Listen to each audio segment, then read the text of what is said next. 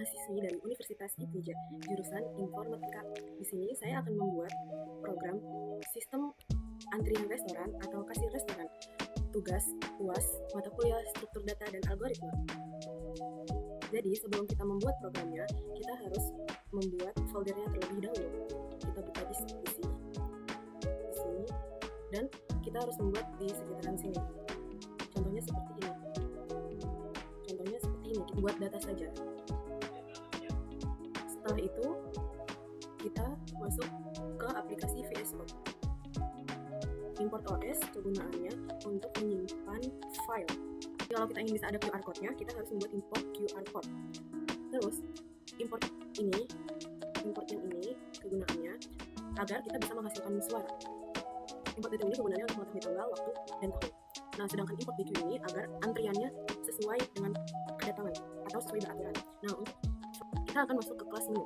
Jadi di sini kita bikin dulu menu makanan yang akan kita input. Seperti ini contohnya. Nah, selanjutnya kita membuat div tampilkan menu. Ini agar kita bisa menginput menu makanan seharinya. Nah, selanjutnya kita membuat div pilihan menu. Div pilihan menu ini kita bisa gunakan untuk menginput menu makanan dan jumlah. Seperti ini contohnya. Nah, div hitung total. Hitung total ini gunanya agar kita bisa menghitung jumlah pilihan menu yang pelanggan inginkan dan juga bisa mengetahui berapa total pesanan yang pelanggan pesan.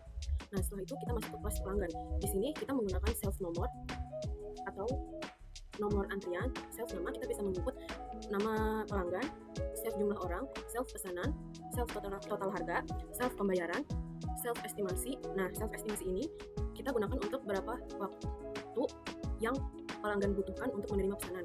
Self catatan ini gunanya untuk apabila pelanggan ingin ada tambahan atau ada salah satu yang tidak diinginkan, kita bisa catat.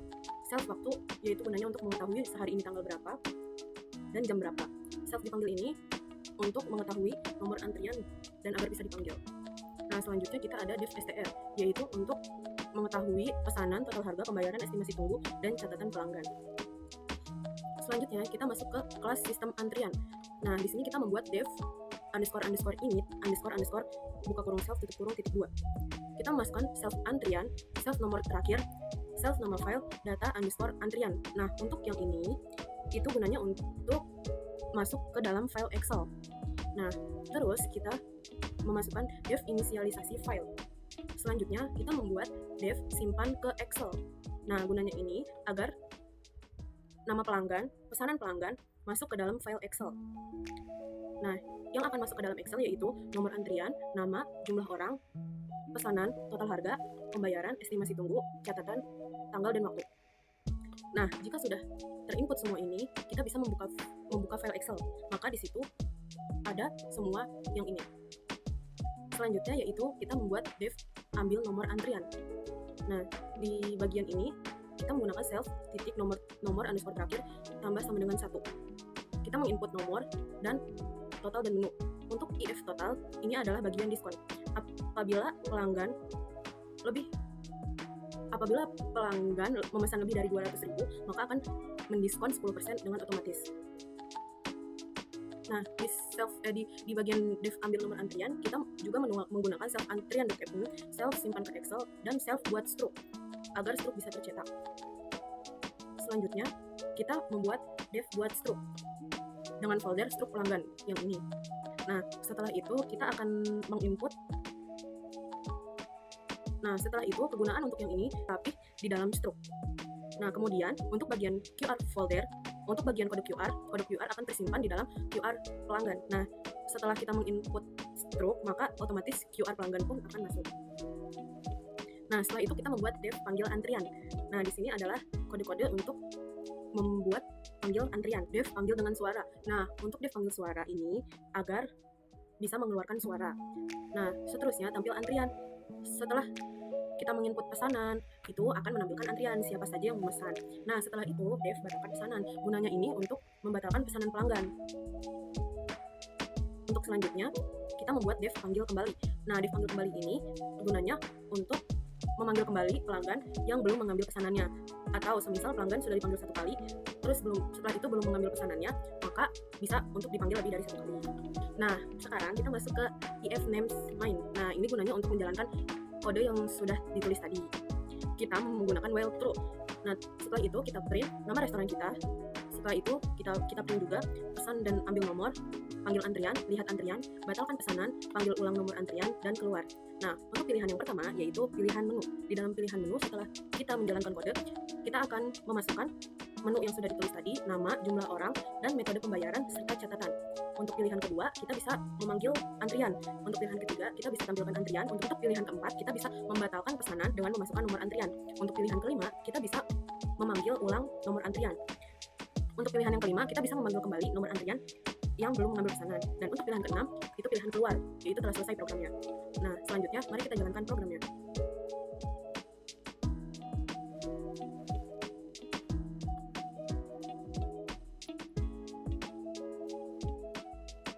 Teng, teng, teng, teng.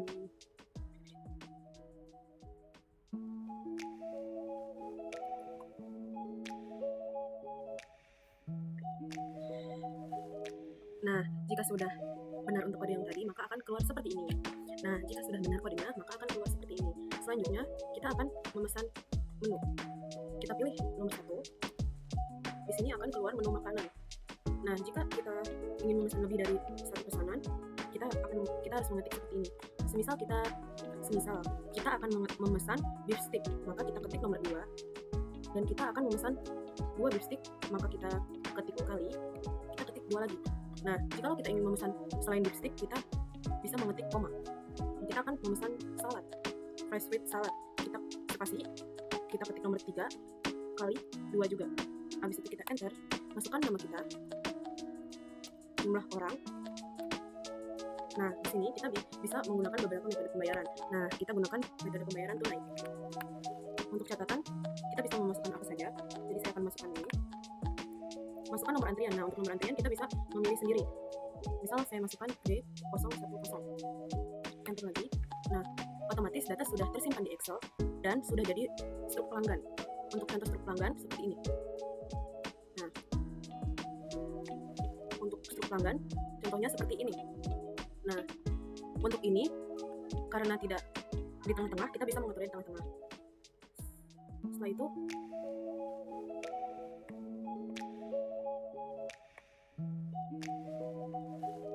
mari kita lanjutkan. Kita masukkan kembali pesanan.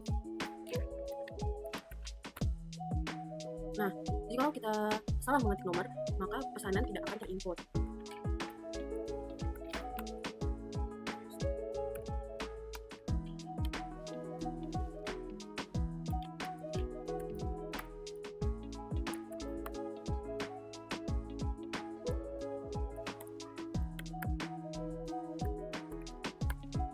Nah, selanjutnya kita akan melihat antrian. Nah, seperti ini, kita pilih nomor 3. Nah, maka akan keluar seperti ini. Karena tadi kita menginput 2 pelanggan, maka akan keluar seperti ini. Nah, setelah itu, kita akan memanggil antrian atau pelanggan. Kita ketik nomor 2, lalu enter. Nomor antrian D010. Silakan manajer kasir. Nah, akan keluar suara seperti ini. Selanjutnya, jika kita akan membatalkan pesanan, kita ketik nomor 4, lalu di enter. Masukkan nomor antrian, semisal kita akan membatalkan D011, kita klik enter. Maka dengan otomatis pesanan dibatalkan. Lalu kita akan memanggil ulang nomor antrian, kita ketik 5, lalu enter. Kita akan memanggil nomor antrian D010, kita klik enter. Nomor antrian D010. Silakan manajer kasir. Nah, akan menjadi seperti ini. Selanjutnya kita klik nomor 6. Kita akan menyelesaikan program. Untuk kita mengetahui data Excel yang sudah tadi kita input,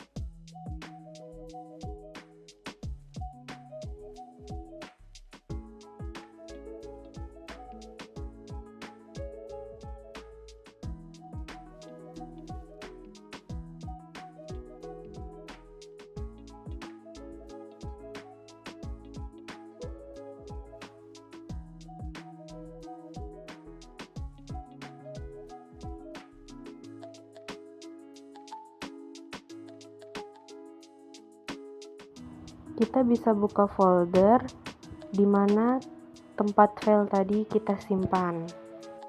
Dan setelah itu, kita buka file Excel-nya dan akan muncul seperti ini. Ini adalah menu-menu yang sudah kita input dari program yang tadi. Sekian dari saya. Wassalamualaikum warahmatullahi wabarakatuh.